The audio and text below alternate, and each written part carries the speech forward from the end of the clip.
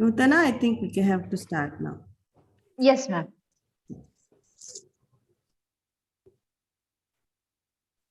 A very good evening. Yes. Shall I start, ma'am?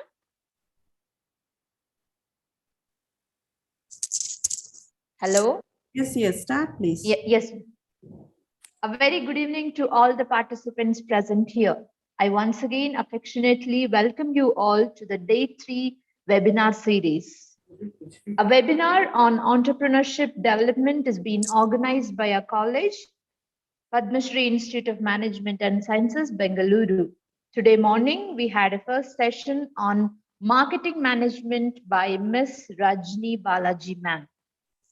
The second session will be carried over by Aarti ma'am.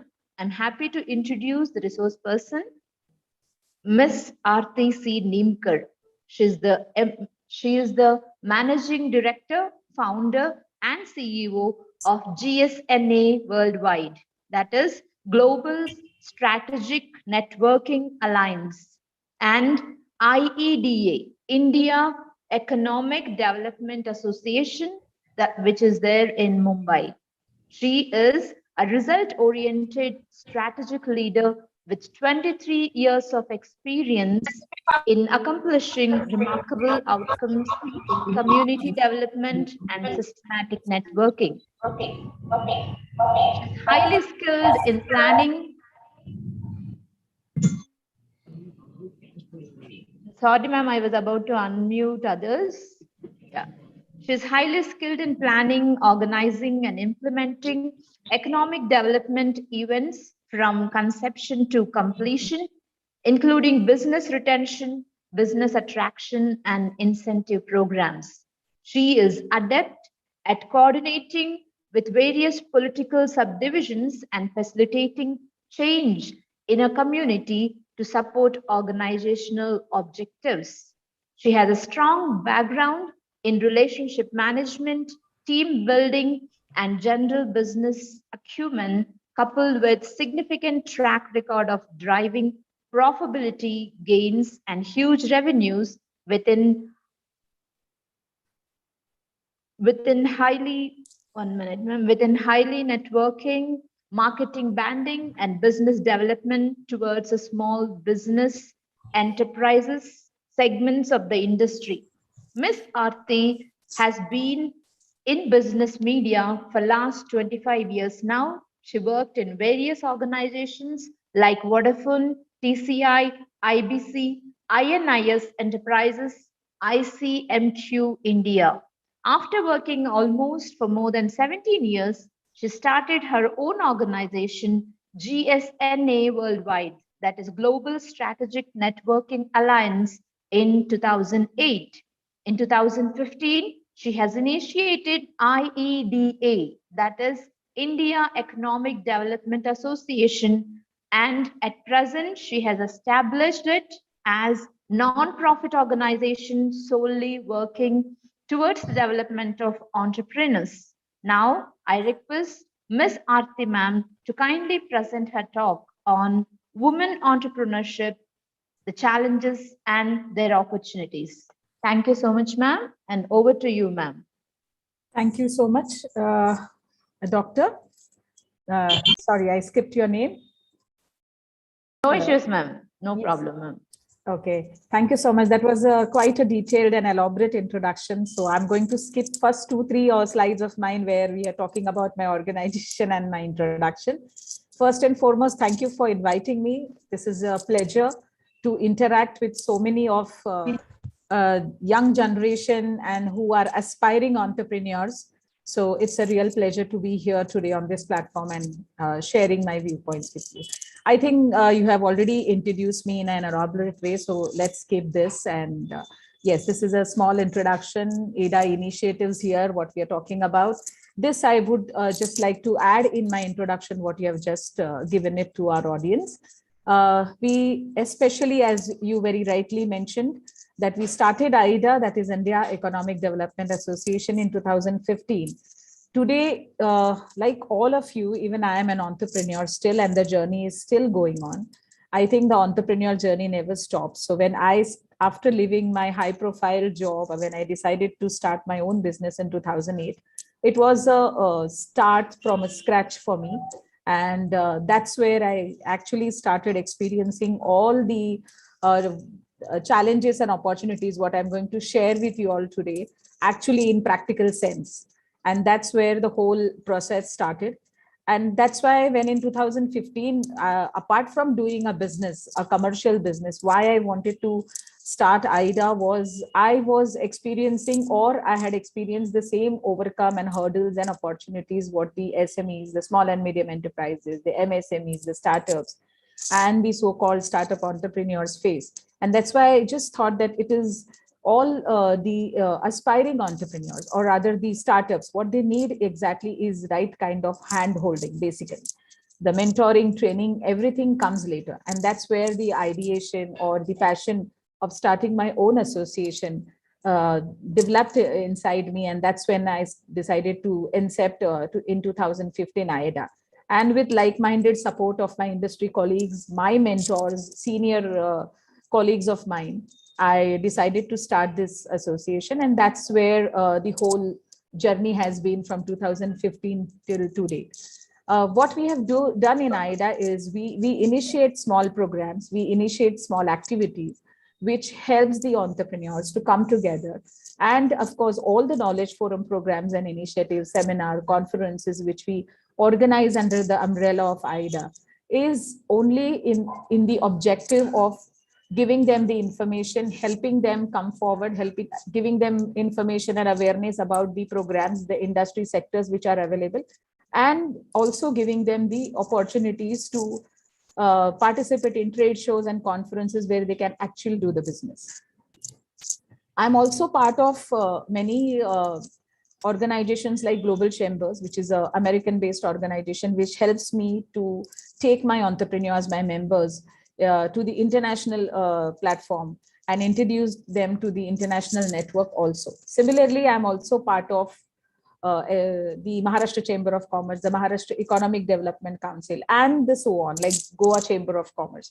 So basically, by hand-holding and collaborating or creating partnership with the various organizations, helps me to bring in more and more opportunities for my entrepreneurs, for the entrepreneurs who come under the umbrella of AIDA. So as you can see here, this is just a small introduction I tried to give in here. We have also started a 3I incubation cell for the SMEs and MSMEs. And that's where we try to help them. Right now, that 3I part will come later on in the presentation, where I will elaborately explain what are the services are given for the entrepreneurs.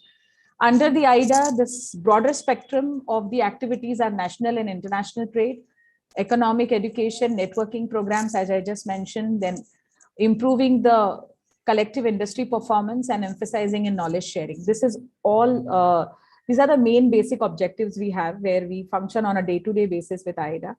Last 2 years was a bit of a halt for all the activities, whether it was the GSNA Worldwide is my commercial company, which I started my business with. So it helps me to conceptualize and organize the networking B2B events, because I have come from that industry and I have worked extensively in the business media industry for almost 17 to 18 years before I started my own business.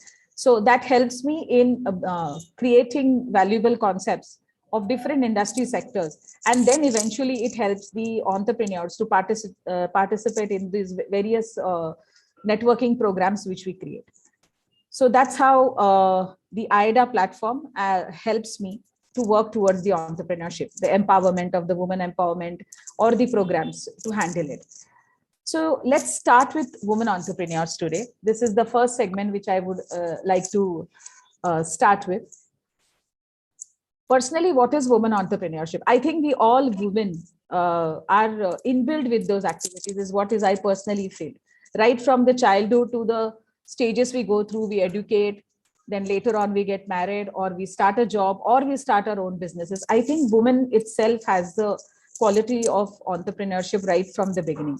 It just needs a right kind of a grooming or counseling or mentoring training for a woman to actually take that leap. Sometimes in many strata and classes of the society, a woman doesn't even get right kind of a backup or a still you see largely all around the country today. In spite of all the odds, women are really thriving, and there are many. Like if I have to give you examples, the list will be so long of a successful women entrepreneurs across pan India.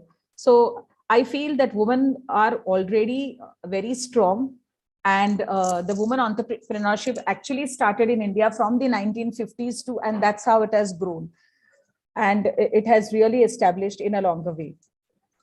When we define women entrepreneurship, it's about group of organizations or self-help groups, or then even an individual woman who decides to start a small enterprise. Sometimes there are women who are already taking forward their family legacy. There are many a times it happens that a woman comes into the family business.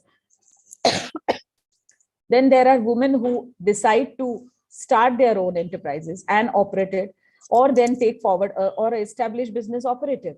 So if there are various ways of starting an entrepreneurship, like Ms. Kiran Muzumdar, who took Biocan and she made it into a big enterprise. So even that is the kind of woman entrepreneur who's looked upon. And it starts from, I think, from the smaller strata to the bigger strata. A small woman oriented farms, it usually the success ratio, the survey done by the government always generates a very higher revenue. Focus oriented performance is what the government survey itself says about the women entrepreneurs businesses, which has been run at this point of time, and has a very good survival rate, because the determination and the focus sometimes women puts into it has proven that the women entrepreneurs are more and more getting successful. I'm not saying they were always that successful. We all have come through a lot of struggles, obstacles, and then now the women are really gaining the momentum of proving themselves to be equally or more successful and more stronger than the men counterparts.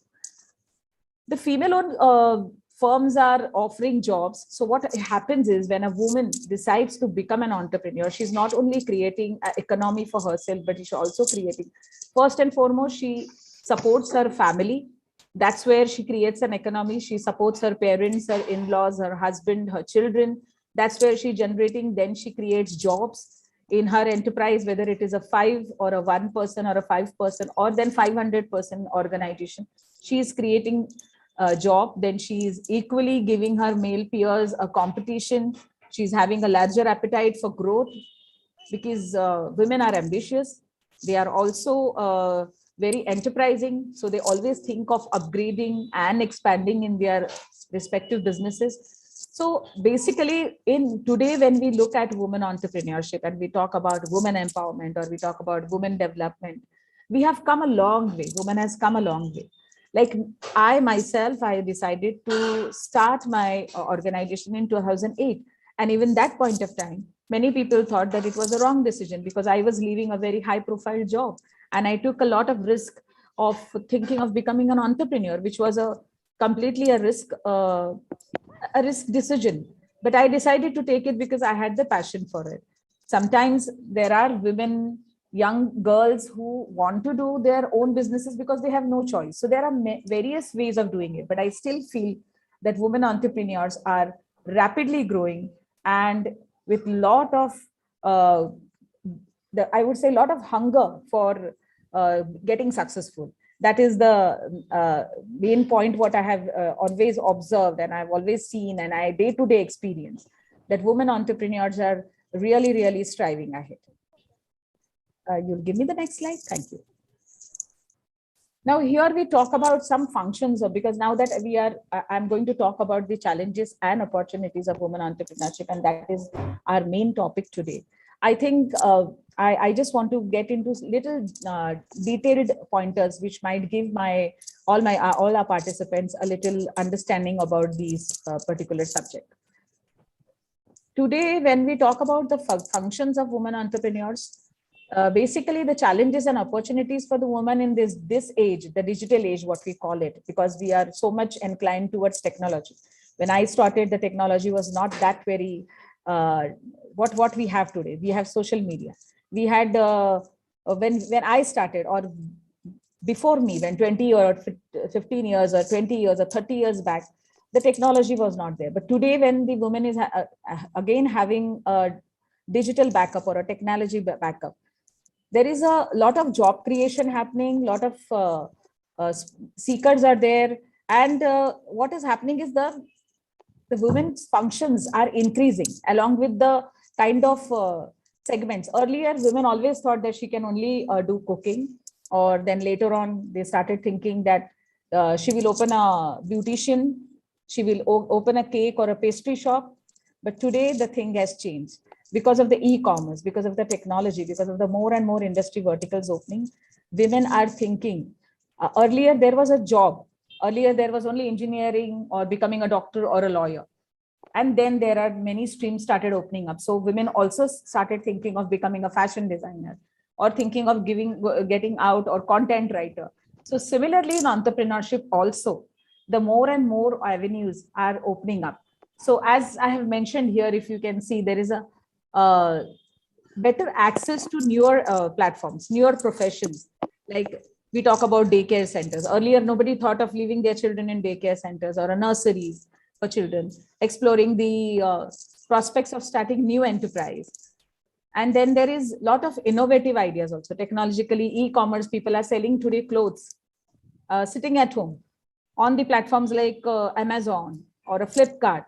So there are these platforms available where you can do business. Even the cloud kitchen has completely bloomed like anything in the last 2 years of pandemic. Many women who came forward and started their own cakes or a pastry shops. So these are the things today when we talk about the functions. It's not only about opening up a shop or a beautician or getting into the limited access, but the industries have opened up completely. And because of the technology and the global platforms, we are able to sit at home and sell our products and services. So that is what the functions all about. We are basically grown out of the older functions and grasping the newer sectors and verticals which has been offered to us, and which is getting easier rather. Earlier, when a woman has to sell, either she had to go door to door for if she's selling saris or clothes, but today she can sit at home, enroll herself on Amazon, put up her products or any Meesho or any kind of a platform, and she can start selling her products, whether it is a food, whether it is cosmetics, or whether it is clothes or any kind of product. So this is what the technology has given us. Next slide, please. Excuse me. Hello. Yeah, thank you. When we talk about women empowerment, here basically the whole process, the starts of women empowerment is about building a efficient woman. When I was talking about starting a business, what happens is you have to self-efficize yourself. You have to be self-efficient in everything, in starting up, in thinking how you're going to start, whether you're having an understanding of your entire industry. So basically it starts from social, educational, economical, political, and psychological. Psychology, I think, comes first because you have to mentally prepare yourself to become an entrepreneur, take a risk, decide to start your own business. So the psychological environment we are in, we're having a family pressures. Sometimes there is a support system. Sometimes there is no support system. And then in that scenario, to psychologically prepare yourself and decide to start your own enterprise, it's quite a journey for a woman individual, because then you are fighting or you're then struggling with all the odds. But if you have a family support, it helps you a little bit. And then comes the social pressure. Sometimes when you're working, you're providing for the family. But if you decide to start your own business, there is no guarantee that you're going to get an income. So of course, as a family and social pressures are also there. So you have to deal with that. The educational part is very important. Whether you are educated, if you're not educated, then there are many struggles and obstacles you have, that you're not understanding what to do, how to start a small company, how to start your shop. And then you need assistance or help from friends, relatives everywhere. And then there is a larger risk of people not guiding you properly or people cheating on you. So if you're educated, if the woman is educated, like the way she wants to get educated to find a job and be self-reliant, Similarly, for entrepreneurship, also education and understanding of what business you want to do is very, very important. So the education part is extremely crucial. If you are educated, you know what you're going to do, it helps you. Similarly, the economical part, you need to have a finance. If you don't have a finance, how to gain it, who's going to support you for starting your own enterprise, all those things. So economic understanding is also very, very crucial in starting up your own entrepreneurial journey. As I said, as I already mentioned, breaking the social strata of the usual understanding of, oh, okay, you're so qualified, why don't you go and do a job which will give you a high package salary? So that's where you have to break it and say, no, I want to make a change. I want to have my own business. And that's where you're breaking a social strata. So that comes in various forms. So everybody deals with a different kind of environment, different kind of mindsets, different kind of family backgrounds and social backgrounds also. So I think that's a wide thing. Education and training, as I mentioned, it's very, very important. Research and survey is extremely crucial. I interact with many self-help groups or small organizations, and many women come forward and they really don't have the understanding of what is available for them through governments, through banks. And many a times they really have good products, they really have good ideation, but they don't know how to go about it. So whenever they want to start sometimes they start a business and then they come to a standstill just because they have not done their homework, because they have not done their research. They have not gone through a survey of how the product placement could happen. And this really affects them. And that's where the organization or chamber of commerces or many women oriented organizations really comes handy. So I would always say here to all the young aspirants that if you at all are thinking of starting your entrepreneurial journey, your survey and your research is very, very important. Please do a lot of research in your respective field, whichever you want to enter. See do the SWOT analysis basically for your sector, and then think strategically of how you're going to get into it. As I said, understanding of the sector in which you want to venture out. Then there is a financial policy support and counseling to go on the right track. Seeking support through right channels for building the funds to start your own enterprise. And last but not the least, to win over your fear of failure. That's very, very important. Because if you fear the failure, you should never, because failure will eventually come. In every small and businesses, failure is bound to come by your mistake or by the circumstances, by situations. So you should always be ready for it. If you fear failure, you cannot be an entrepreneur. You want to become an entrepreneur, you have to be ready for the failures, learn from it, move on and rebuild yourself. And for that, as I earlier said, all these other things are very, very important. And then once you're prepared, you can get into it. Now, prime challenges for the woman entrepreneur.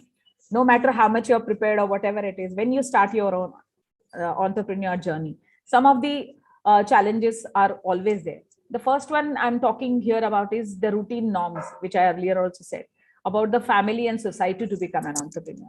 Whether your family is really accepting it, or whether your society is accepting it, or you're going against the order. Sometimes the family is very supportive and you have the journey ahead of you, supported by your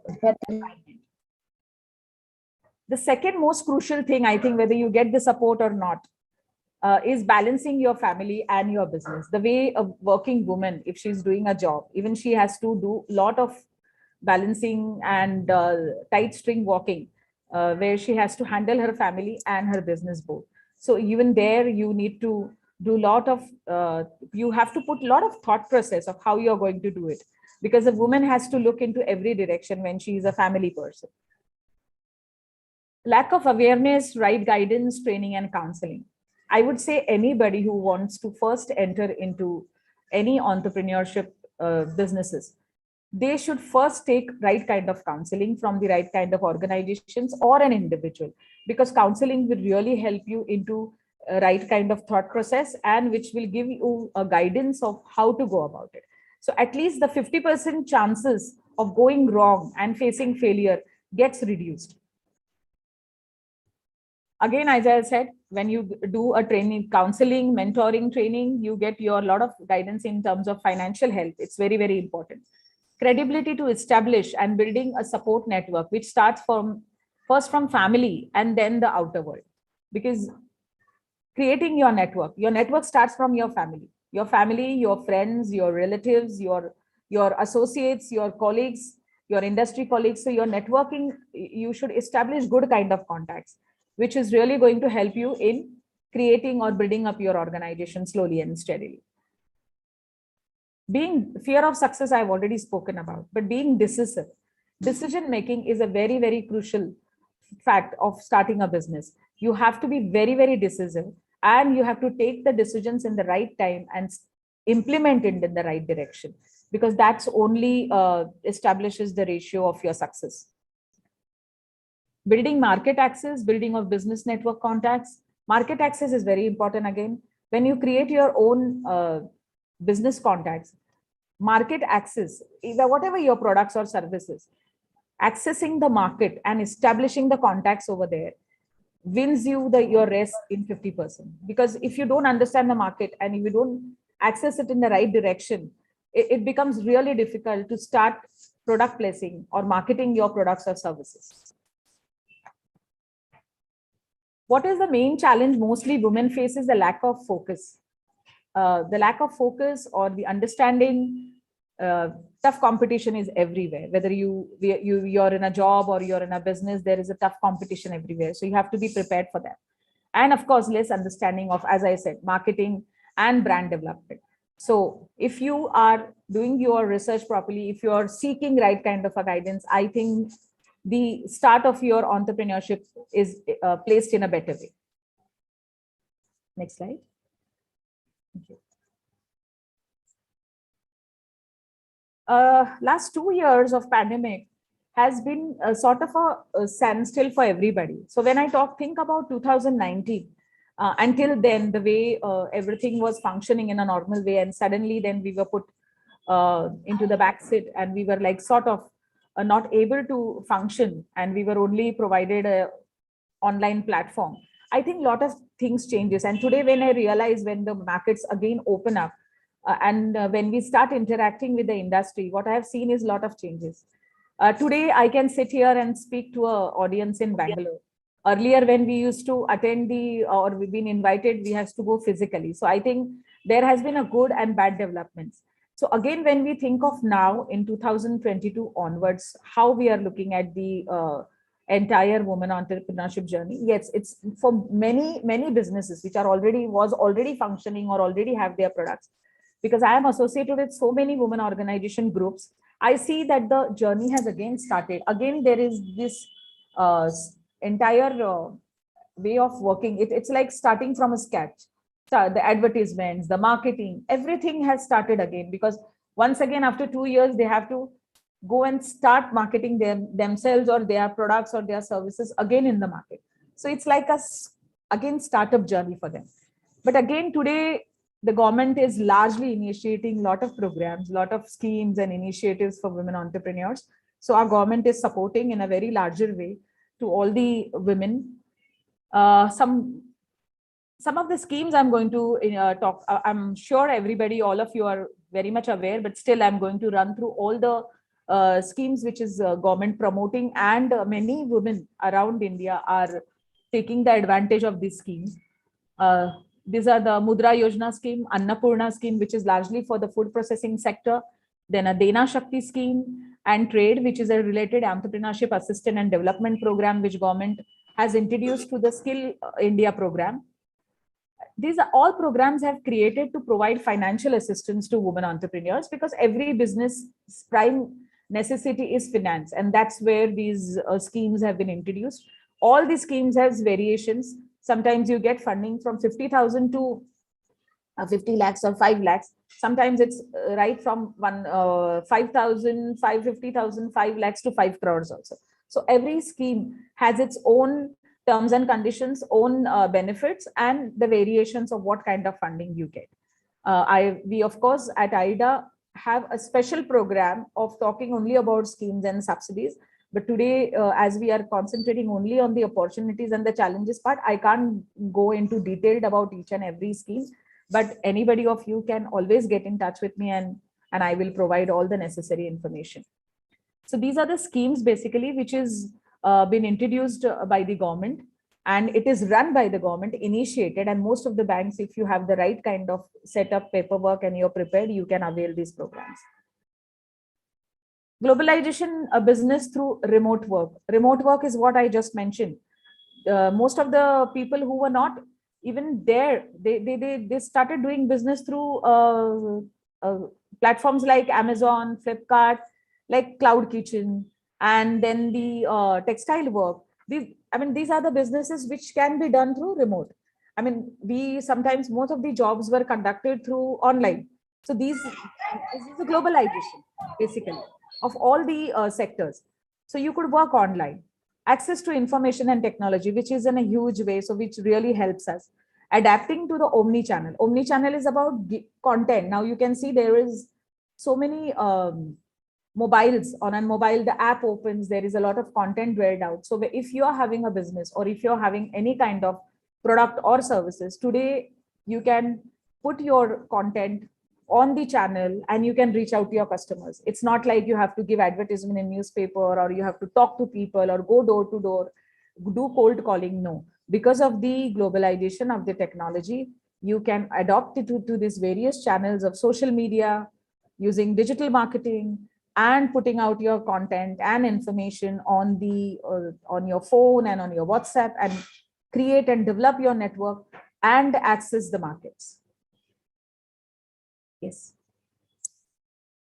I just mentioned about these schemes, but again, to elaborately go through it, you can see this. I have added more schemes into this, which is especially for women entrepreneurs.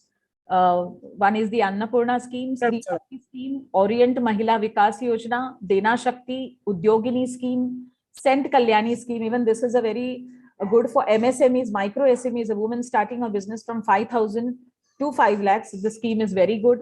Mudra Yojana, you all must be aware of. Mahila Udyam Nidhi Scheme, again, this is for the micro SMEs. The Bhartiya Mahila Bank, which is again funding all the SCG groups and the micro SMEs. And of course, I spoke about the trade also, which is a segment initiated by the development government. So these are the schemes which is there for the women. Each and every time, if you're applicable to it, you can avail all the information, of course, is there on the internet of each and every scheme. If you feel that your profile, or if your business or your product is falling into that, you can approach your bank and apply through the schemes. We also at IDA, we help as an association, we help our women entrepreneurs to do the processing of these kind of schemes and avail it. The key organization, as everybody knows, is mainly the government segment, the government sector, that is the micro SME, the ministry itself for the small and medium enterprises, FIWE, then Confederation of Women Entrepreneurs, that is a co. There are all the small help groups, which is there, which I mean, like it is a woman who can create a SCG. If she has members of around 4,000 to 5,000 members, or even 100 members, she can start from 5 and then she can grow her self-help group to any numerical, and then create job creation or opportunities to all the micro SMEs, the small udyojaks, what we call it here. Then it's Women India's Trust, again doing a lot of commendable work for the women entrepreneurship development. The platform WEP, which is initiated by Niti Aayog, which is Women Entrepreneurship Platform. And of course, Awake is a Karnataka-based organization, again doing a lot of good work for the state government. Again, one more thing I would like to say here is the Karnataka government, because I am addressing the Bangalore-based audience today, I would like to say here that they have introduced industrial parks. I'm sure you must be aware of it. And the industrial parks, which was initiated, and I think Karnataka is the only state in India today who initiated these industrial parks, especially for the women entrepreneurs. And they had mentioned that they will be creating these segments in Mysore, Dhadwad, Harshali, Kalaburg, and Ubuntu. Ubuntu again is an organization who is working largely. So Karnataka state in India has set up for this kind of industrial park for encouraging the women entrepreneurs. These are the subsidy schemes for the women, especially for the women entrepreneurs. Basically, I would little bit talk about a subsidy here. What is a subsidy? Subsidy is basically given by the government only for women entrepreneurs. When you are availing for a loan as an SME or MSME, subsidies are available for everybody, for men and women entrepreneurs both. But for female entrepreneurs, there is a more percentage of it. If you are availing the loan for, maybe for a men, it may be 25 to 20 to 25%.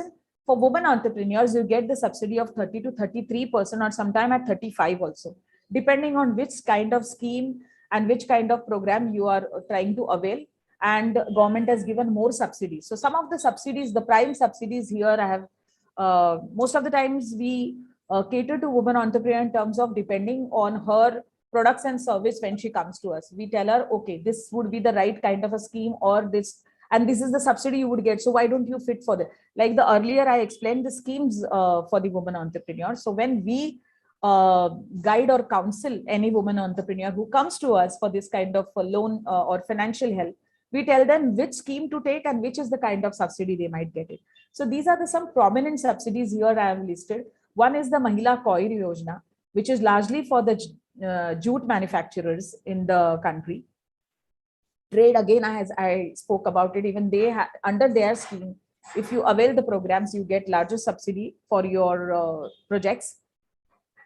Investment promotion subsidy is on the fixed capital. I think this is the your Karnataka government scheme itself, and it is largely been run. Exemption on the stamp duty, which is again very big. We women entrepreneurs, we get 80% exemption on all our stamp duty process. Concessional registration charges, even there we get concession. Wherever we have to do a registration charges in terms of buying a property or a commercial setup, we again, government has offered us the exemption. ETP is a effluent treatment plant. Again, that is another, I think Karnataka state government has only initiated it and introduced and running it at this point of time. MSMEs get interest subsidy also, lesser interest for women entrepreneurs on their loans, exemption on tax and electricity tariff. Not only that, you get exemptions on the electricity tariff you pay, you get subsidy on that. Also, if a woman entrepreneur is a manufacturer and she's transporting her products logistically from one place to another, she has to pay less toll tax also. If you are you have the Udyam Aadhar with you, your company Udyam Aadhar, and if you are a woman entrepreneur, you pay less taxes on that. Energy conservation, again, there you get larger subsidies if you are into an energy sector. So these are some of the important subsidies available for women entrepreneur.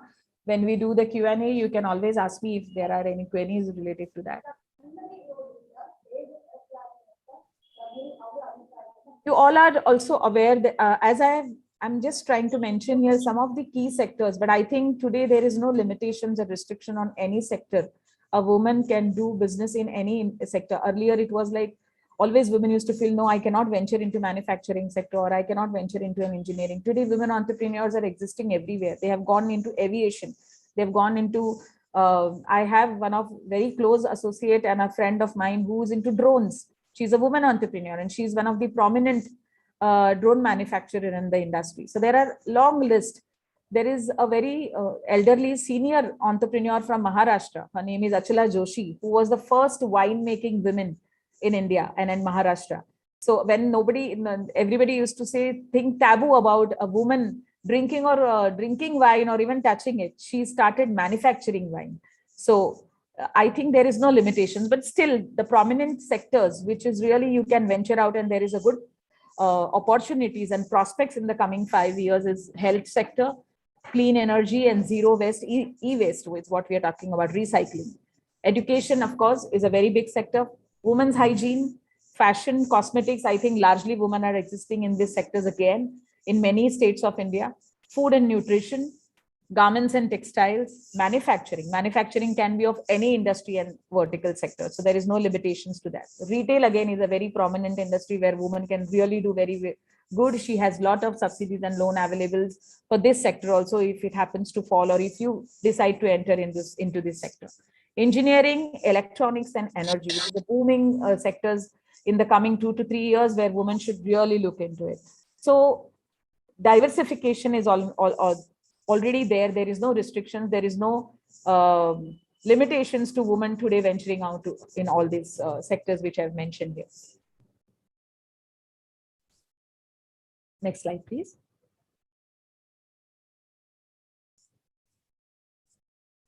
Can you go to back e-commerce? Yes, thank you. Now, opportunities in e-commerce, this is little bit different. Here, a lot of freelancing and consultancy-based work a woman can avail to. Sometimes a woman is having certain restrictions or some limitations of doing businesses in a limited resources, or she cannot venture out of the house. So because, as I said, e-commerce has become such a blessing, a boon for everybody, for all the entrepreneurs, but especially for women. So there is a lot of opportunity in the e-commerce sector. When I talk about the e-commerce sector, as you can see over here, these all these small segments which I have listed over here has a lot of opportunity. If you try to do this kind of work can be done from home, or a small setup you have, you don't need a lot of big investment for it, and you can really start on a small scale and groom into very reasonable businesses like online and display advertising, social media marketing you can do. Copywriting is another sector which is really coming up fast, and many freelancing consultants and girls and women I see are blooming into this segment, particularly SEO executive, PPC executive, affiliates, then event planning. Event planning, of course, is a not really an e-commerce, but yes, it has become easier for an event planner to conduct on an e-commerce platform. But again, it is a physical thing. Then app development is another one. Bakery business. I would not say only bakery business. I would say the entire cloud kitchen, whether it is food or whether it is a tiffin service, or whether it is pastries, biscuits, bakery, whatever it is, you can do on e-commerce. Craft ideas. We all are seeing so much of DIY reels coming on Instagram and Facebook today. So many of these small entrepreneurs from home started into this crafty ideas. Bookkeeping or bookkeeper. When I say bookkeeper, there is a lot of variations into this segment again. Then online retail and wholesale, as we have been discussing, you can do of any product and any services on online. So these are some of the good opportunities on e-commerce, and which are different than the regular entrepreneurship ideas which a woman or a girl who might be thinking of. So these are the segments you can really venture out into. Next slide, please. I've just, there are many, actually, the list is very long, right? But the prominent startups has become very successful and have been awarded and had been looked at as a case studies for the new entrants of women entrepreneurs is the Mame Earth. I'm sure you all must be knowing, or can go on internet and search for them. The MobiQuick, the Pristine Care, and all are these led and spearheaded by the women entrepreneurs, and they are successful today. They are success stories of India, and this is quite motivating. So if you read about them and search and see and read about their journey, it's very inspiring. So these are the few names which I prominently wanted to bring up into this presentation of mine.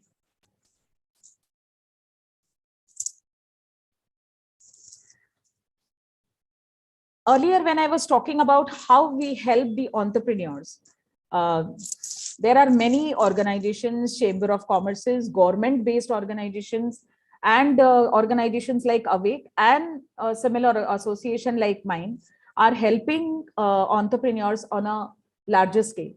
India being such a huge country, I think there is a lot of room and requirement for associations and organizations like mine to work towards entrepreneurship, because if we have the knowledge base, if we have the resources, and if we have the know-how, there is a lot of scope in and there is need and requirement to train and help the entrepreneurs. So these are some of the activities I have listed over here of how we at IDA help. We have created an incubation cell for the entrepreneurs, which is called 3I.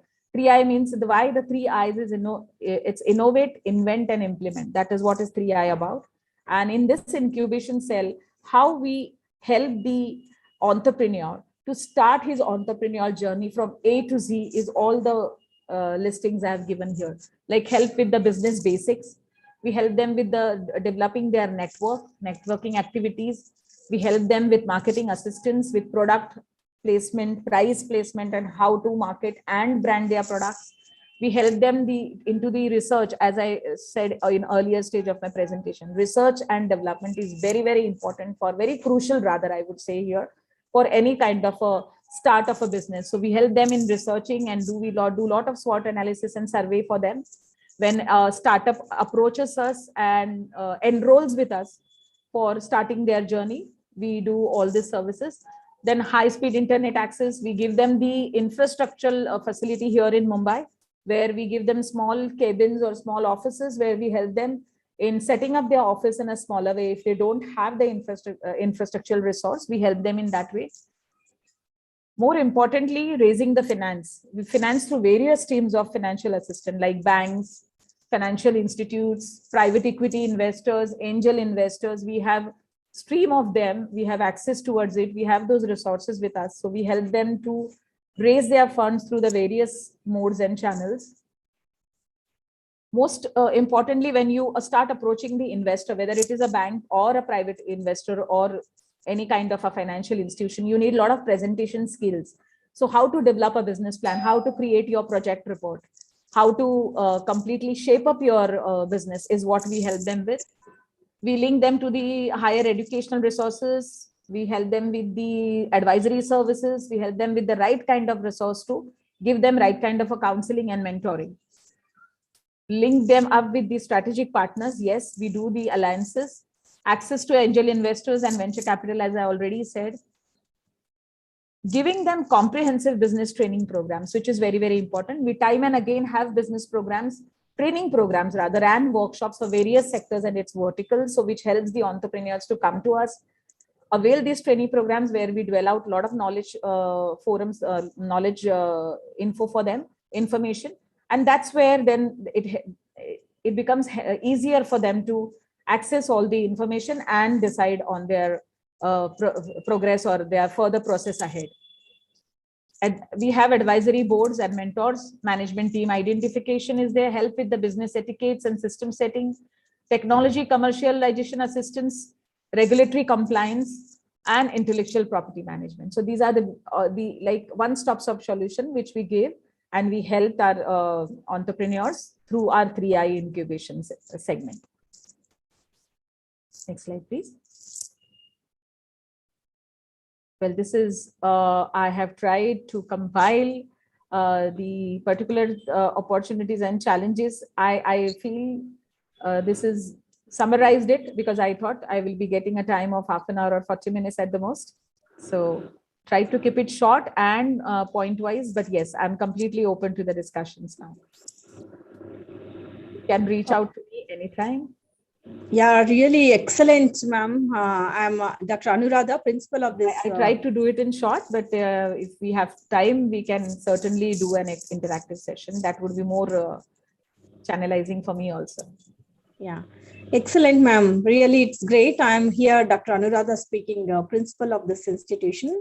Sure. I myself was an entrepreneur at one point of time, and I have my own NGO, and I worked as a scientist in industry, seen all sorts of 360-degree kind of a thing, where I got exposed to different segments. Now I'm heading the institution, but still my heart says yes to women entrepreneur. Yes. We want to start with a women entrepreneur incubator cell in our institution. For this, I feel this is a very good start. What we have an excellent push and excellent information in your talk. Definitely, we will be reaching you whenever we need certain help and guidance, ma'am. Yes, certainly. That will be my pleasure. Yeah, surely we will be reaching you. It was a real pleasant evening what I had with your talk. As I mentioned earlier, it is always a pleasure to come on these kind of platforms and really interact with the aspiring entrepreneurs, because I have myself gone through that process, and still the journey is on. It's not over. So every day it's new learning process for everyone. Yeah, and so it's really apart from finances and other things, other challenges what women has, especially Yes. in the peak of their career, they'll be totally engrossed in their family matters, especially because Exactly.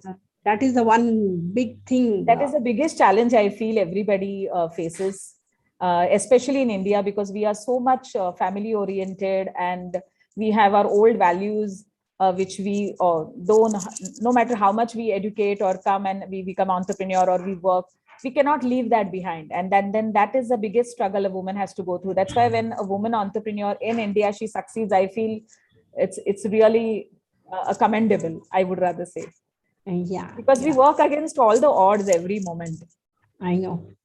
Once I heard one person, one great an IAS officer, somebody was asking a question, who is behind your success? She mentioned my maid. What all I was supposed to do, what all I'm supposed to do, she did it for me. She took care of my family, she took care of my children, and she managed my house so that I could be able to be successful.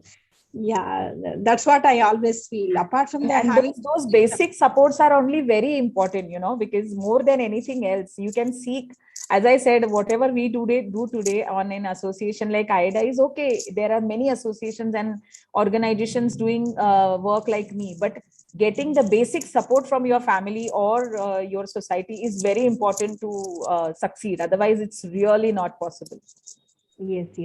Yeah. As you rightly mentioned, now women are not restricted only to a beauty parlor or a cloth boutique business or a cake or pastry business. And as they have this, as soon as they start their day, they have that inherent innovative thinking and creative thinking in everything what they do, and recycling the things and reusing the things. These things are by birth they have. So they do take care of all these things. Excellent, ma'am. Let us open up the platform to the other participants who wants to share or who wants to talk, who wants to ask questions. Certainly. Yeah.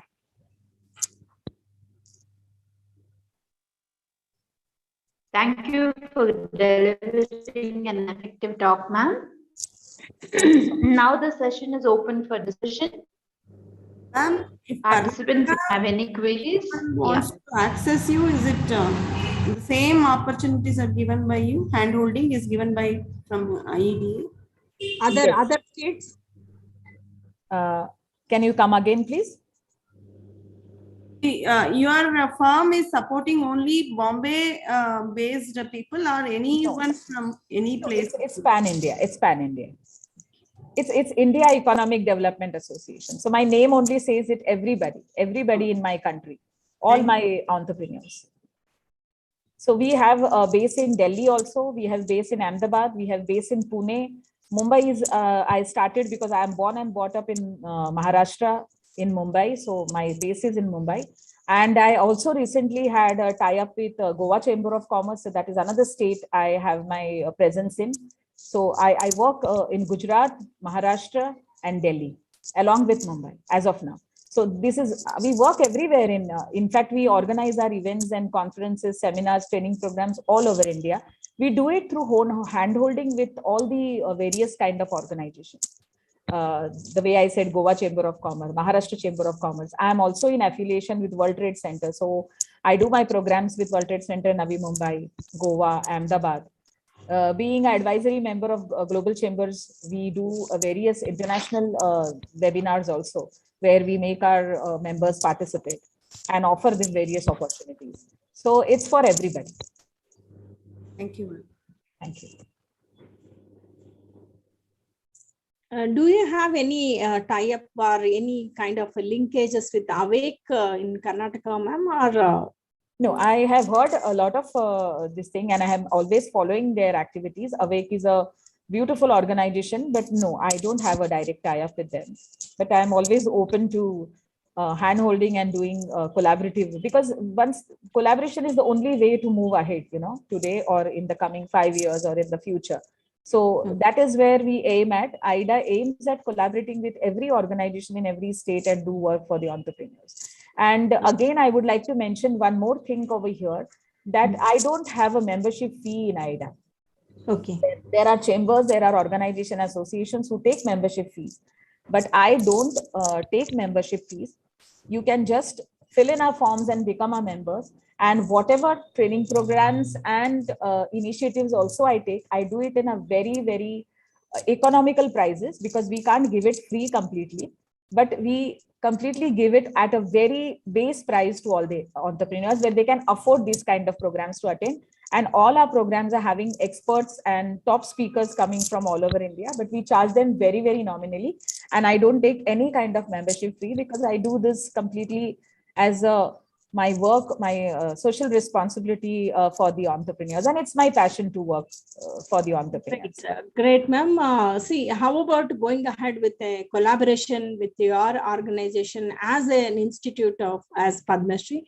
I would like to definitely say one thing to you is our institution is more dominated by women, though we are a co-education institution. 70 to 80% children who pursue their higher education here are women.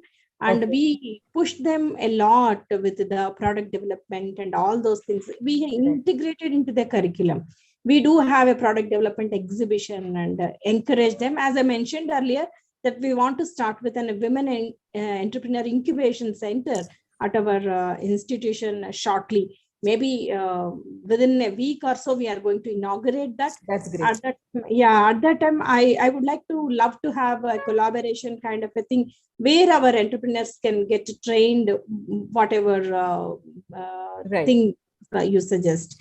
If there is a process for getting into an MOU or a collaborative agreement kind of thing, formalize the thing so that we can have some goals and yes, absolutely. Just as I just mentioned, even with Goa Chamber of Commerce, we have initiated a MOU of 3 years, and that's where we are initiated already incubation cell, as I mentioned in my presentation also. It's a 3I incubation cell.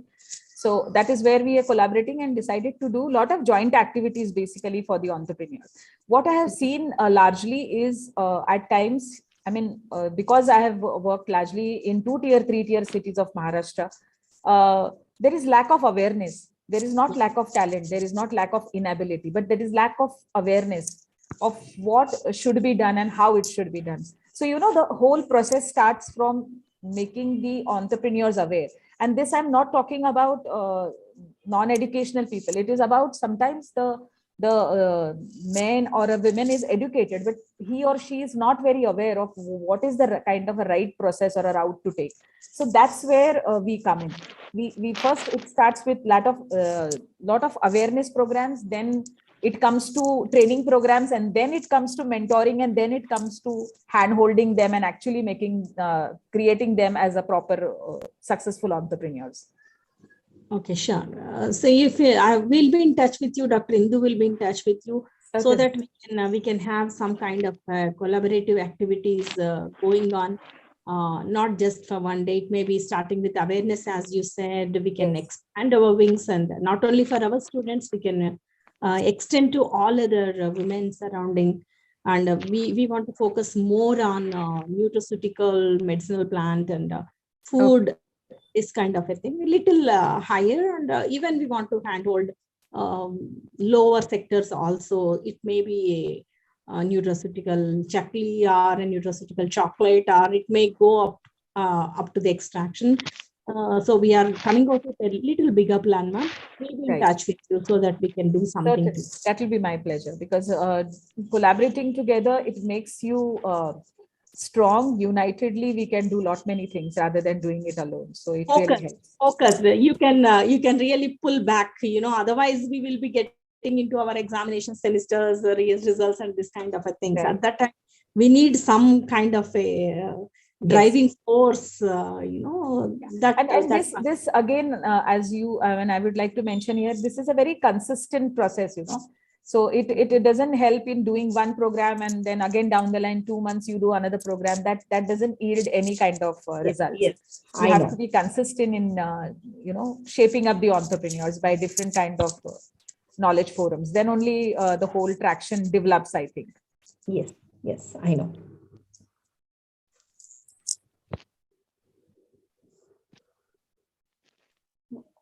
If there are no questions, are there any questions in the chat box? You can read out to Nutna, or if there are no questions, we will wind off and we can have some kind of interaction later.